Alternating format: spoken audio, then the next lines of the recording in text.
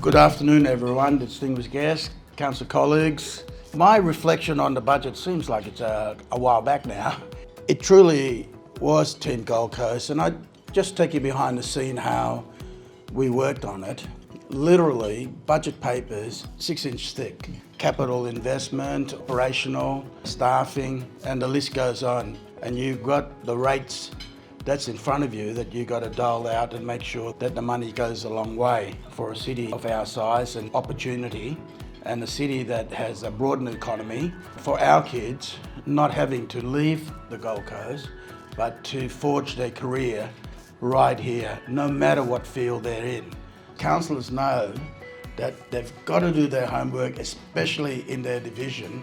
This budget has now set a trend. When I first came into the job in 2012, the rate increase can fluctuate between 8, 9, two-digit figures per year.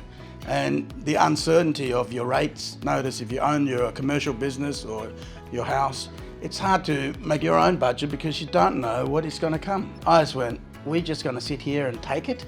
We have maintained a budget increase at CPI for 10 years in a row. So forget about that 5.5%. This year was 2.5%. No matter who's mayor for the city of the Gold Coast, we've done it for 10 years. When we came in, there was the Commonwealth Games. Light rail stage 1 just started.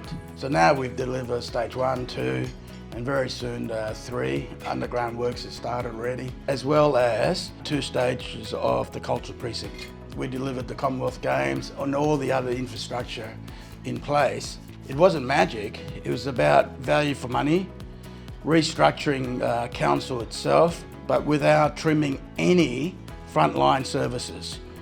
So that's the workings.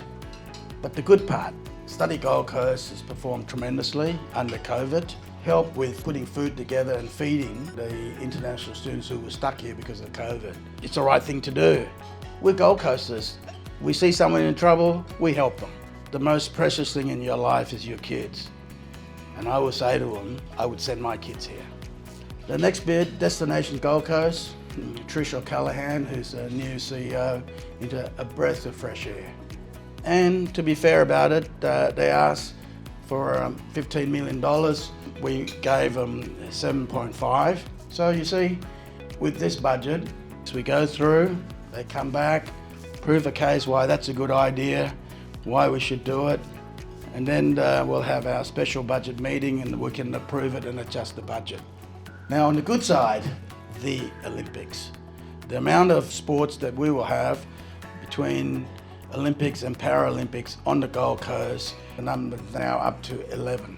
And I've already floated the idea and that I think surfing should be one, because I'm pretty confident that they'll end up surfing down here instead of in the Brisbane River.